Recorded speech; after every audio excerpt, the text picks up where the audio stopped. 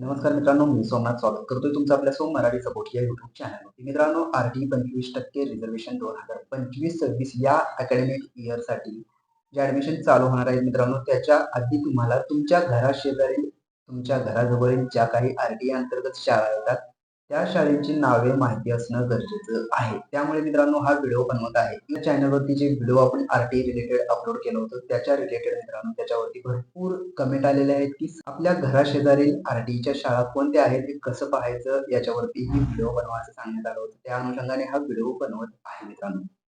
या व्हिडिओमध्ये मित्रांनो आपल्याला पाहायला भेटणार आहे, की तुम्ही आर-टी अंतर्गत ज्या काही तुमच्या घराजवळील शाळा येत आहेत मित्रांनो, त्या शाळांची नावे तुम्ही घरबसल्या तुमच्याजवळ असणाऱ्या स्मार्टफोनच्या मदतीने पाहू शकणार आहात आणि ते कसं पाहायचं हेच आपण या व्हिडिओमध्ये पाहत आहोत. मित्रांनो, आर-टी रिलेटेड आपल्या चॅनलवरती भरपूर व्हिडिओ येणार आहेत. आर-टीचा फॉर्म ऑनलाईन मोबाईलवरून, लॅपटॉपवरून कसा भरायचा याच्या रिलेटेड आणि आर-टी एज क्रायटेरियावरती ऑलरेडी आपल्या चॅनलवरती व्हिडिओ अपलोड करण्यात आलेला आहे. आर-टीसाठी लागणारे जे काही महत्त्वाचे डॉक्युमेंट आहेत, ते डॉक्युमेंट सुद्धा कोणकोणते लागणार आहेत, याच्यावरती सुद्धा आपल्या चॅनलवरती व्हिडिओ ऑलरेडी आहेत आणि नवीन डॉक्युमेंट लिस्ट आल्याच्या नंतर मित्रांनो त्याचा सुद्धा व्हिडिओ आपल्या चॅनलवरती अपलोड केला जाईल. त्यामुळे तुम्ही जर का आपल्या चॅनलवरती नवीन असाल तर आपल्या चॅनलला आता सबस्क्राईब करून ठेवा. चला तर मग वेळ न घालवता व्हिडिओला सुरुवात करूया. मित्रांनो, तुम्हाला तुमच्या घराशेजारील आर-टी अंतर्गत येणाऱ्या शाळा कोणकोणत्या आहेत हे पाहायचं असल्यास सिंपली मित्रांनो पोर्टलवरती यायचं. पोर्टलवरती आल्याच्यानंतर लिस्ट ऑफ स्कूल अलोंग या टॅबवरती क्लिक करायचं आहे. यावरती क्लिक केल्याच्यानंतर तुम्ही पाहू शकता तुमच्यासमोर अशा प्रकारचा इंटरफेस दिसेल. तर यामध्ये सिंपली इथे स्टेट आपलं राज्य असणार आहे, इथे तसंच ठेवायचं आहे. त्यानंतर डिस्ट्रिक्टमध्ये तुम्हाला तुमचा जिल्हा, आता तुम्ही ज्या जिल्ह्यात राहताय त्या जिल्ह्यातील तुम्हाला जर तुमच्या घराशेजारील आर-टीच्या शाळा पाहायच्या असतील तर तुम्ही तुमचा जिल्हा सिलेक्ट करू शकता. मी सध्या पुणे जिल्हा सिलेक्ट करतोय. पुणे जिल्हा सिलेक्ट केल्याच्यानंतर इथे 2 ऑप्शन आहेत सर्च बायमध्ये मित्रांनो. तुम्ही बाय नेमसुद्धा सर्च करू शकता. म्हणजे तुम्ही तुमच्या शाळेचं नाव टाकून तुमच्या घराजवळ एखादी शाळा असेल तर त्या शाळेचं नाव टाकून सुद्धा सर्च करू शकता, की ती शाळा आर-टी अंतर्गत रजिस्टर आहे का?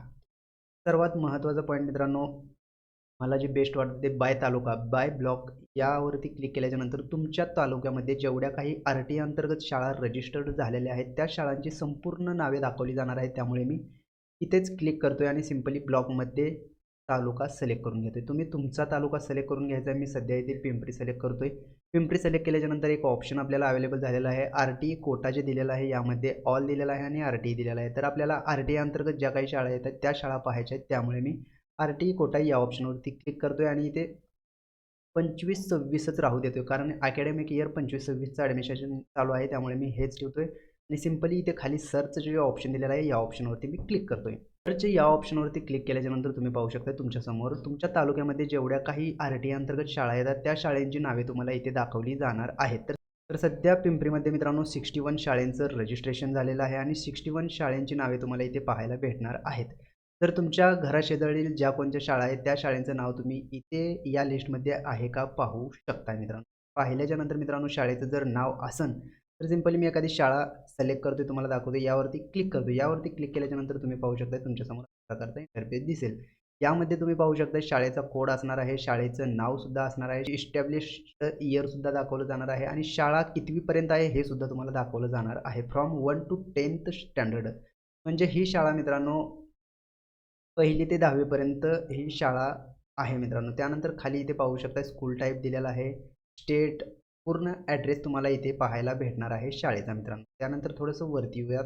वरती आल्याच्यानंतर तुम्ही इथे पाहू शकता शाळेचा ईमेल आयडी असणार आहे. त्यानंतर तुम्हाला जर का लोकेशन डायरेक्टली पाहायचं असेल तर यावरती क्लिक करून चेक ॲड्रेस लोकेशन यावरती क्लिक करून डायरेक्ट लोकेशनसुद्धा तुम्हाला त्या शाळेचं दाखवलं जाणार आहे.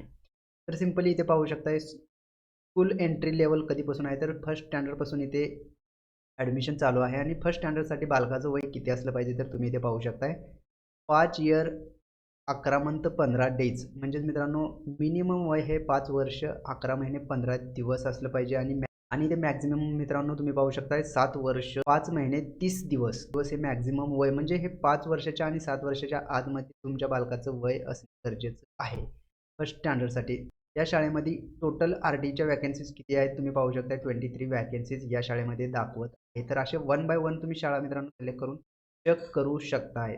तर मित्रांनो अशा प्रकारे तुम्ही घरबसल्या तुमच्याजवळ असणाऱ्या स्मार्टफोनच्या मदतीने किंवा कॉम्प्युटरच्या मदतीने तुमच्या घराजवळील आर-टी अंतर्गत येणाऱ्या शाळा ज्यामध्ये आपण आपल्या बालकाचं ॲडमिशन फ्रीमध्ये करू शकतो. आर-टी अंतर्गत त्या शाळा आपण अशा प्रकारे घरबसल्या शकता. तर मित्रांनो, आर-टीचा फॉर्म चालू झाल्याच्या नंतर ऑनलाईन ॲप्लिकेशन कसा भरायचा याच्यावरती सुद्धा डीपमध्ये व्हिडिओ येणार आहे. त्यामुळे तुम्ही जर का आपल्या चॅनलवरती नवीन असाल तर आपल्या चॅनलला आत्ता सबस्क्राईब करून ठेवा.